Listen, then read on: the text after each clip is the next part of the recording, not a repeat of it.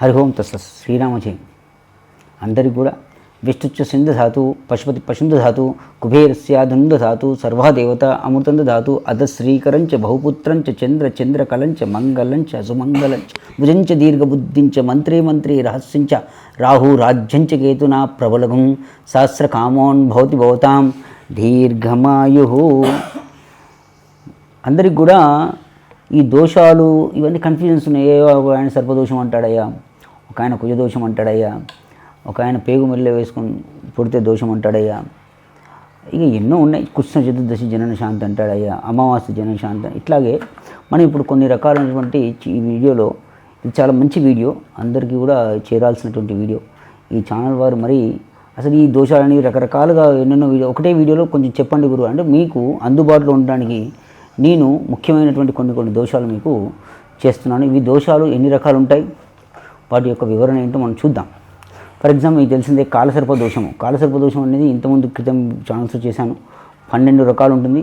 12 రకాల ఆ దోషాలు మీకు నేను కూడా నెక్స్ట్ వీడియోస్లో మీకు చెప్తాను కూడా. ఇంకా వాటికి జాతక పరిశీలన అనేది అంటే ఏంటంటే date of birth, time, place, ఇవి. తర్వాత తల్లిదండ్రుల పేరు అంటే ఎక్కడ పుట్టారు, ఏ ప్రదేశంలో పుట్టారు, ఏ యొక్క సమయంలో పుట్టారు, ఏఎమా పిఎమా అంటే మధ్యాహ్నమా ఉదయం సాయంత్రమా, తర్వాత మీ యొక్క డేట్, ఇవన్నీ కూడా ఇది పరిశీలన చేసుకొని ఇవన్నీ దోషములు. తర్వాత మాంగళ్య దోషం కుజ దోషాలని కూడా అంటాం. కుజ దోషాలు కూడా 12 రకాలు ఉంటాయి. దయచేసి చెప్తున్నాను, ఇది పెద్ద మార్కెట్ అయిపోయింది. కాలసర్ప దోషం అనేది, కుజ దోషం చాలా వరకు కుజ దోషాలు అనేది వర్తించదు.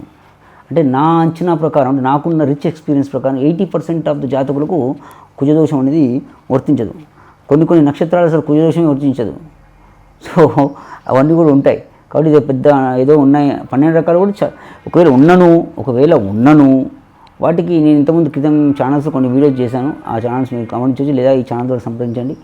ఆ చిన్న పరిహారాలను చేసుకోండి. ఫర్ ఎగ్జాంపుల్ ఈ విధంగా నేను ఇంతకుముందు క్రితం వీడియోస్లో నేను చెప్పాను 12 రకాల దోషాలు అంటే ఏమిటి. అట్లా మనము ఆ వీడియో చూడండి. ఒకవేళ ఉన్నను మీకు చెప్పాను కొన్ని హనుమత్ యంత్రం అని, కొన్ని పద్ధతులు ఎలా అనేది మీకు చెప్పాను. ఆ పద్ధతులు పాటించుకొని ప్రతి ఒక్కదానికి ఏదో హోమాలు అవన్నీ అంత అవసరం. జపం అనేది ఏ దానికైనా ముఖ్యం. అది ఏ దోషం ఉన్నా గుర్తుపెట్టుకోవాలి.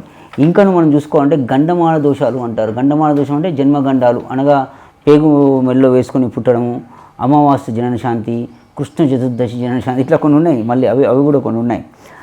గ్రహణ దోషాలు అంటే మీరు పుట్టిన గ్రహణ టైంలో పుడతారు కదా, షాడో ప్లానెట్స్లో అంటే ఛాయా గ్రహ దోషాలు అనగా పూర్ణ సూర్యగ్రహణ దోషాలు అనగా సూర్యుడు రాహు ఒకే ఇంట్లో ఉండడం.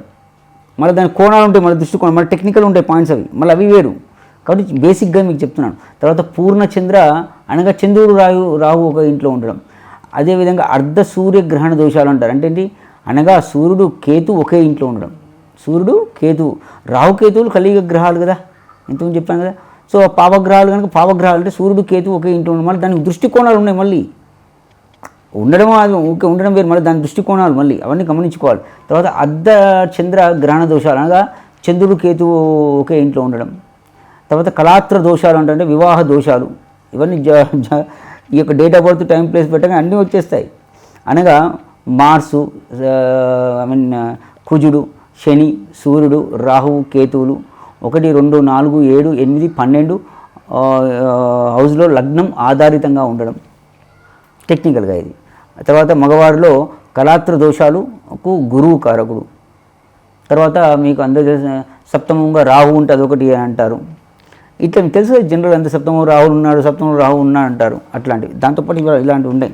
తర్వాత డిలే ఇన్ మ్యారేజెస్ అంటే మ్యారేజ్ అనేది డిలే కావడానికి అనగా 2nd, 7th, 11th హౌస్ మధ్యలో ఎలాంటి సంబంధాలు అంటే సిగ్నిఫికెన్సెస్ అంటాం వాటిని, అంటే ఎట్లాంటి సంబంధాలు లేకపోవడం, పనికిరాని లేక ఒక ప్లానెట్స్ అనేవి ప్లానెట్స్ అనేవి 7th హౌస్ లేదా 7th హౌస్ లార్డ్ని ఇబ్బంది పెట్టడం, అంటే 7th హౌస్ అధిపతిని ఇబ్బంది పెట్టడం. ఇంతకుముందు చెప్పినటువంటి Rahu kind of things. 7th హౌస్లో గురువు కేతువులు కాంబినేషన్ ఉండడం. ఇంకను మరి ఎన్నో ఉంటాయి. ఆలస్యానికి వివాహాల కారకులు కొన్ని గ్రహాలు వజ్రంలో ఉండడం. అది ఒక పెద్ద అట్లాగో ఒక టెక్నికల్గా 12, 13 పాయింట్స్ చూసుకోవాల్సి వస్తుంది. దాని తర్వాత ఇంకో కొన్ని వేరే ఉంటాయి, అవి చూడాల్సి వస్తుంది. ఇట్లాంటివి చండాల దోషాలు అంటారు. అంటే ఇది గురువు రాహువు కేతు కలయికను ఇవి ఒక దోషం. ఇవి కూడా మనం ఓన్లీ ఏమనుకుంటామంటే కేతు రాహు కేతు దోషం ఇవి అనుకుంటాం. ఏది కాలసర్ప దోషం కాదు, ఇది కూడా దోషాలే. గురువు రాహు కేతు దోషాలు, గురువు రాహు గురుచండాల యోగం అంటాం. తర్వాత గురువు కేతువులు ఇట్లాంటివి. థర్డ్ హౌస్లో గురువు కేతు అండ్ రాహు కాంబినేషన్ కానీ, 8th హౌస్ పరిశీలన వల్ల అంటే ఒక పద్ధతులు ఉంటాయి. 9th హౌస్, తర్వాత ఘాతక దోషాలు అంటే ఈ శని కుజుడు కాంబినేషన్ కానీ, దిస్ ఇస్ ఘాతక దోషాలు.